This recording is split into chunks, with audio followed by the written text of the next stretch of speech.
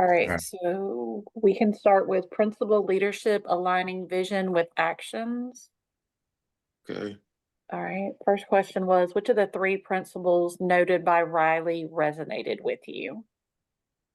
For me, I chose principle one, people, not programs, because that's what the principal I work with now, that's his big point is that it's the people in the classroom that make the difference, not the programs, which he'll elaborate on that and say, the programs are there to support the teachers.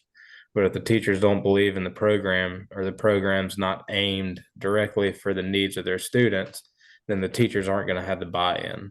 But if you have great teachers in those roles in classrooms, then those are the ones that are going to make a difference. If the teachers don't share the vision of the principal, the assistant principal in the school, then by no means those programs aren't going to work either.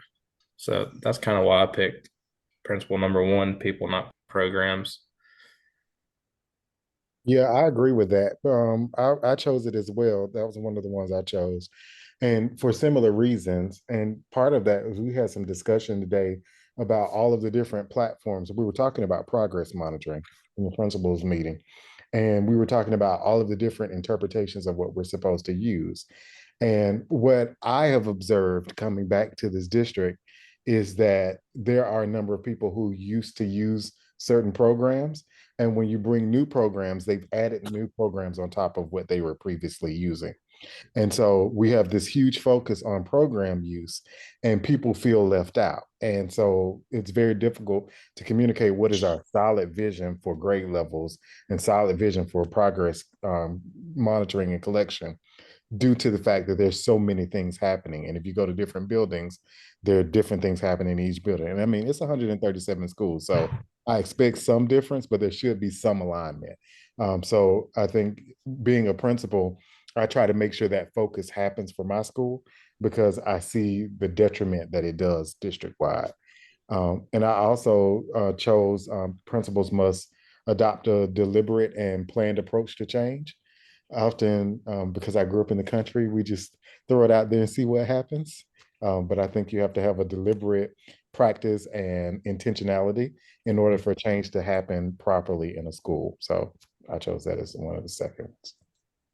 Well, what stood out to me was sharpen the saw.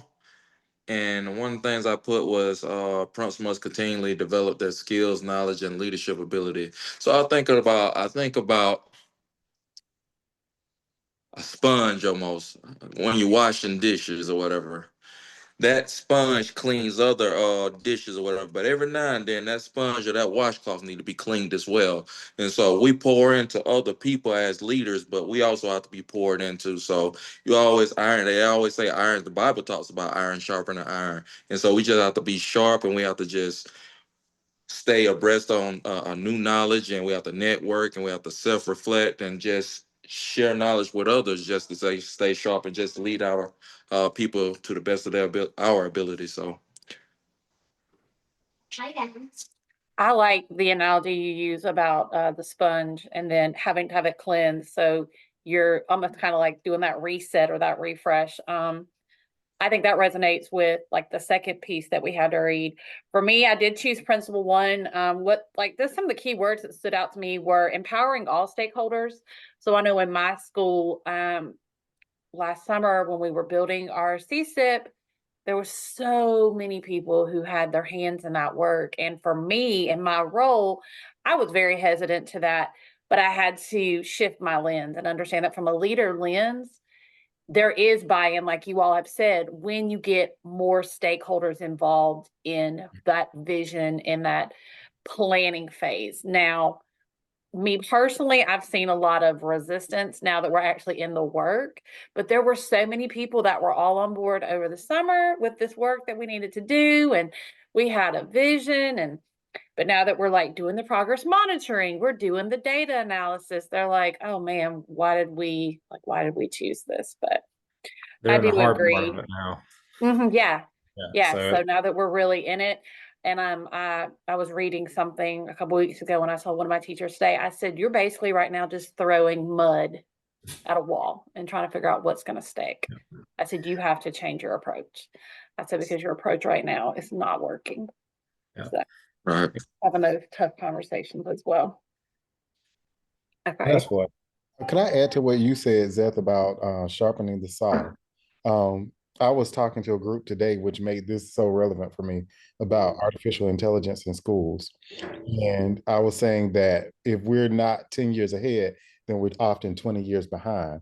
And Hmm. part of what the article was basically saying was we have to take ownership for our career, staying abreast of new research and, being apt to knowledge that's happening in skills. And I really, honestly, what I left feeling, reflecting about that was like today's principal, you can't just be one thing, right? And I think that one of the articles really went into detail about that. But like there are some people who are just athletic. Like you have to be athletic and academic to do it now, because it You requires do. such You do. intelligence to be It's able not just to. that building leader anymore. Now you're having to be the instructional leader. You're having to Absolutely. have your hands in everything. And so I had a principal that talked about, he said, I'm just an overseer. And what he said he does is he'll go talk to different people in different departments per day, because at the end of the day, if those departments crumble, the superintendent not going to that person that's in that department. He's coming at the head. So and I try to live by that. That guy's now, he was my principal, now he's a superintendent. So I try to just talk to just various departments each day. Probably not the same person, but someone that's in that department, just to kind of get a feel of what's going on, because I can't do everything, but I can kind of know a piece of what's going on in every department as much as I Absolutely. can. Absolutely. So that just goes back to engaging all your stakeholders so I that mean, you that's know what the person at the top of that department is doing versus the person that's like year one. And that way you can provide the best support for them as well.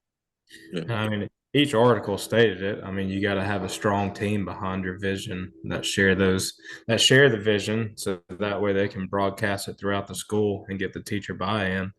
And And then they need to be able to run with it even when you're yeah, out. Because as a principal, you're gonna leave that building sometimes, have to handle other things. And that it still need to be a strong program, a strong vision to where your people can still take it and run with it, even with you off campus. Mhm. Absolutely. Okay. So then if we want to move to that second text, the role of vision and effective school leadership. And just thinking about everything it talked about embodying visionary leadership.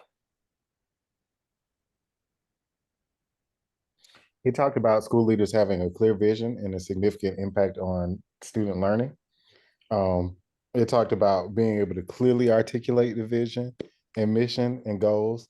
And typically, when you have schools where the principal or the school leaders can clearly articulate a vision and mission, typically you have higher achievement, even in socioeconomically disadvantaged areas. I do agree with that. Like, I can think of different schools within the 2 or 3 school districts that I've been in, and the schools where the principals and the assistant principal were able to communicate what their goals were, what their actual missions were, you saw a heavier lift in what was happening in their academic data. So I believe that. And yeah, I thought that was relevant. it's also important to keep it jargon free to the community.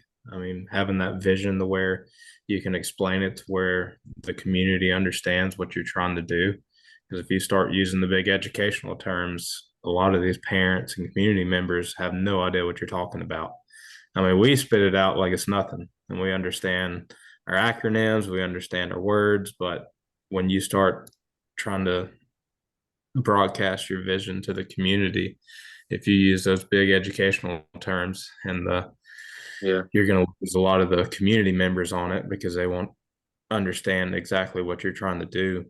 But I think it's kind of, Brian, what you were saying. If you're able to break it down and communicate that to all stakeholders and just believe in that vision, then you're going to get the buy-in of the community, which the community plays a big part in your vision being successful.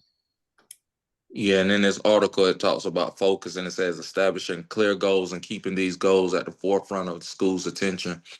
So I know with my principal, every morning on that announcement, you know the vision, he's putting it in an email, and now we all can regurgitate it. And so just keeping it at the forefront, because everybody can establish a vision and the goals and all that kind of stuff in the summer, but when those kids get in the building and you get into the crunch time and they're whooping your rump when things are getting tough, and man, it's just like, why am I in education? But if you can still stay focused throughout the year, because man, I'm gonna tell you something. October it gets tough, and then it's about to be March Madness at school. Armor. Yeah. The Ides of Man, March, when that's it what I call it, the Ides yeah, of March. It's like, yeah, it's- Julius Caesar. Yeah, I agree with that. One thing that stood out to me was making your vision very specific to your school. So that way, regardless of what your district's vision and mission is, you make what is best for your students in your building. And so just looking at some of the examples, the one principal said, the majority of our kids come to school hungry. So that had to be part of our vision, is providing that initiative. And so I think about in my school and in my district, we have these big rocks that our district sets out for us, but we do have the autonomy to say, yes, we are going to align our vision and mission with your big rocks, but we have to do it in the best interest of our kids. We have a 45% ESOL population, the largest in our district.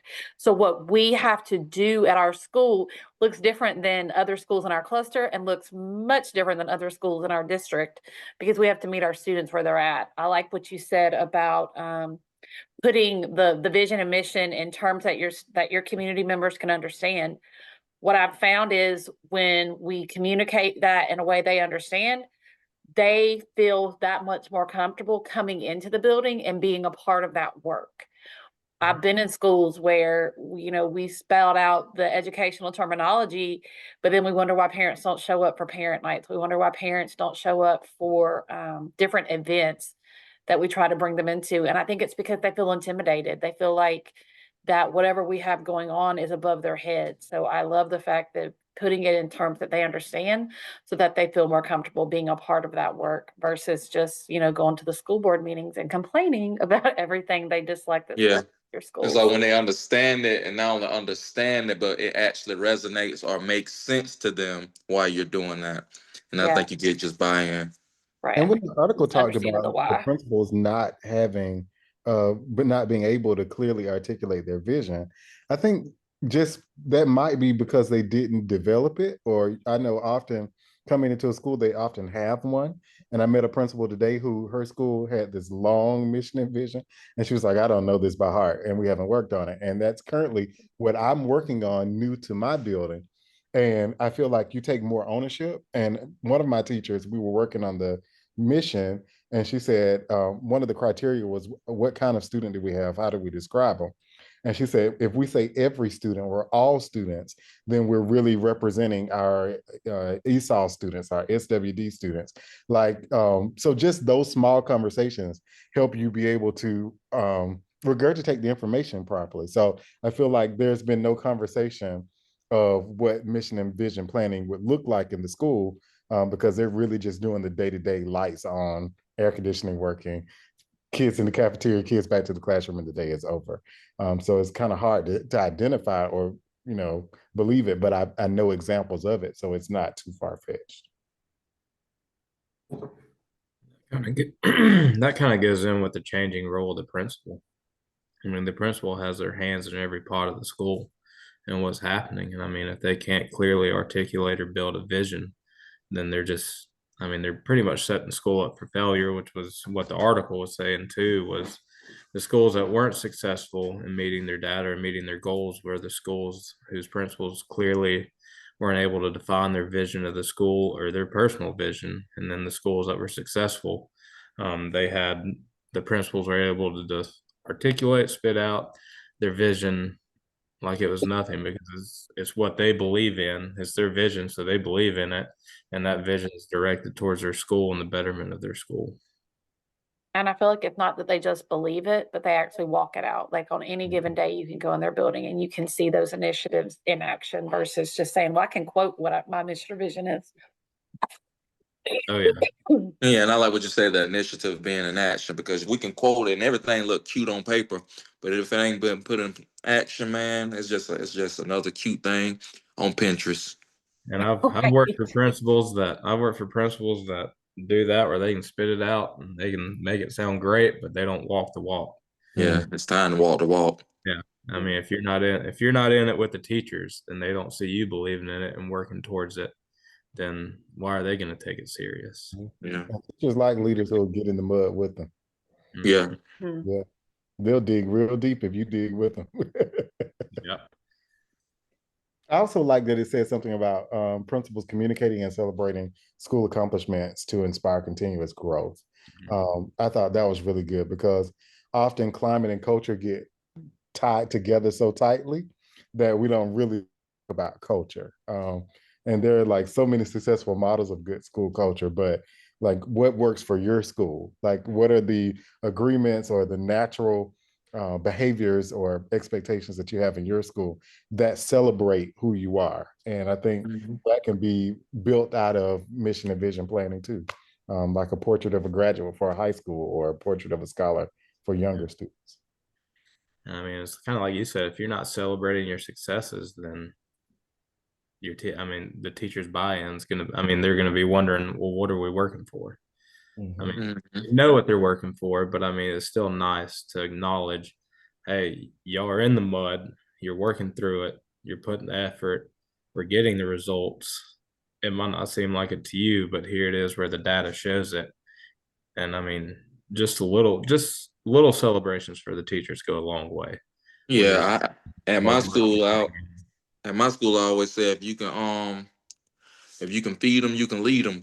And so what we do, we have monthly celebrations. I mean, it's the small things that count, and we just try to highlight teacher success, student success, and all that kind of stuff. Because at the end of the day, you get weary and you get tired, but if you can just show that, okay, we appreciate you and the little things that you're doing. It's appreciated because so often we can be leaders and say, well, you get paid to do this. You're supposed to do this. But when you just feel acknowledged and appreciated, it just helps you continue to push. Yeah, that was very reflective for me because I really had to think about how often do we celebrate our teachers? How often do we celebrate our students and those little wins? And working in a Title I school, a history of low performing school, I had to really think like, how often do I really celebrate my teachers? How often do I really celebrate these small gains in our kids, be it map data, be it assessment data? One initiative we've started this semester is we do 5x5 observations as a administrative team, and we have been charged with providing feedback, which we already did, but always starting with something positive. And so making it Hmm. something very specific. And just over the last couple of weeks, going to collaborative planning on Thursdays with my teachers, they're like, I feel empowered because you saw something and it was simple, but you saw it and you recognized that in me. And just seeing that light come back in so many adults who, their light dims. Teaching is hard, especially teaching now after the pandemic. And so just really being reflective of how often are we celebrating? And I can't honestly say that we celebrate consistently. And I tell teachers all the time, I know that, Jean's days are not really a reward for you all because Yeah, It I is don't when it's cold. right. yeah, but they But get used just to they want that behavioral. acknowledgement. They want to be shouted out on the announcements. They want that Hmm. that email or that note, and it really does go a long way. One of the biggest things that we started, which this is my second year at this school, but they've done it for a while, is Dr. Smith, our instructional coordinator. She will do a Smith spotlight where she'll go and she'll do it's just like a 2 to 5 minute video where she highlights all the positives of what's working in the classroom, successes, and I mean she'll even go. I mean she'll put the bad in there too. So hey, this is stuff we're seeing. This is how we plan on improving it.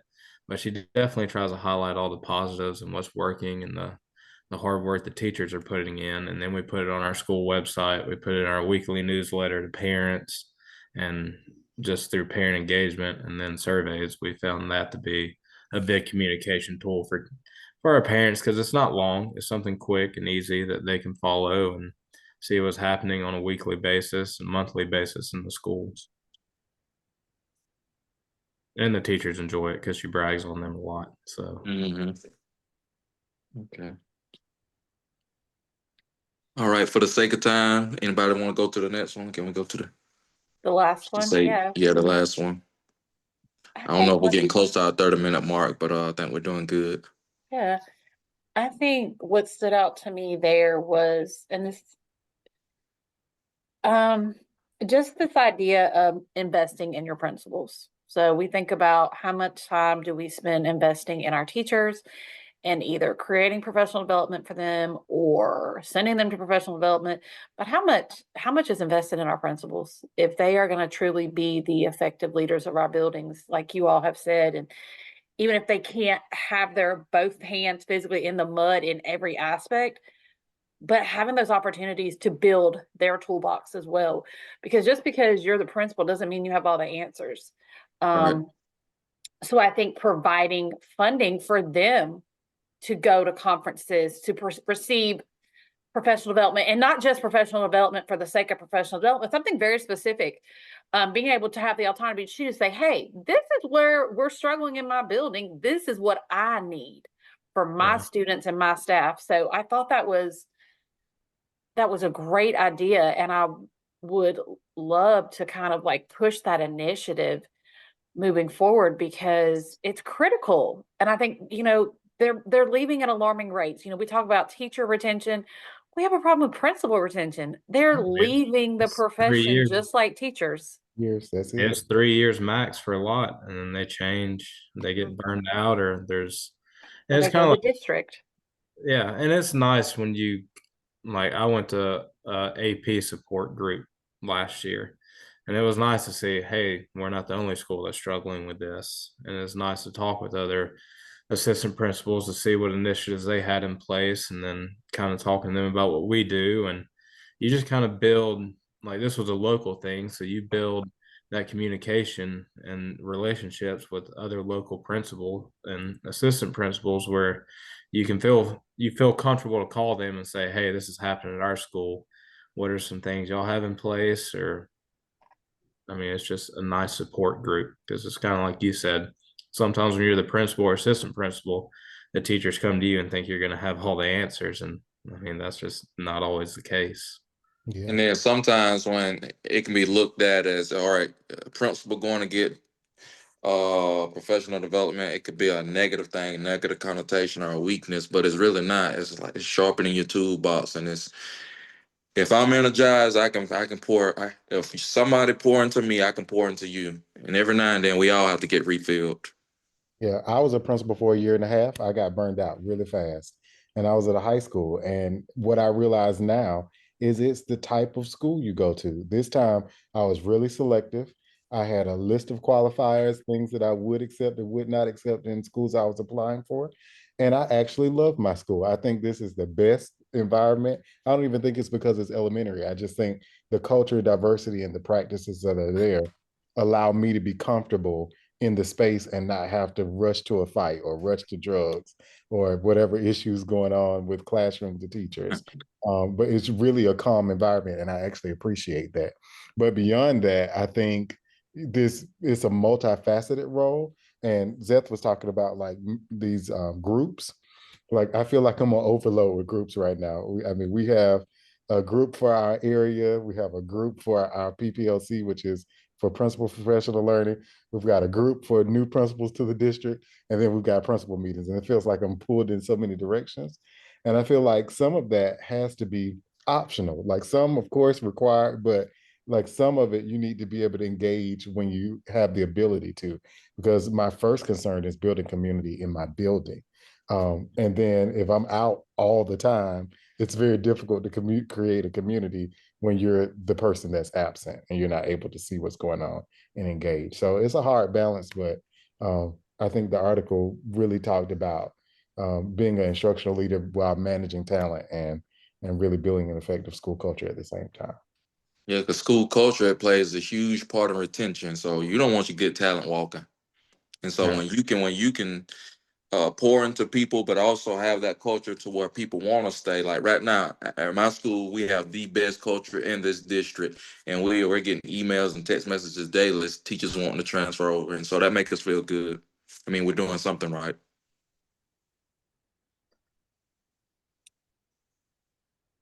Let's see. I think that was all of them. think Yeah. so. I think we're good. I'm gonna stop recording.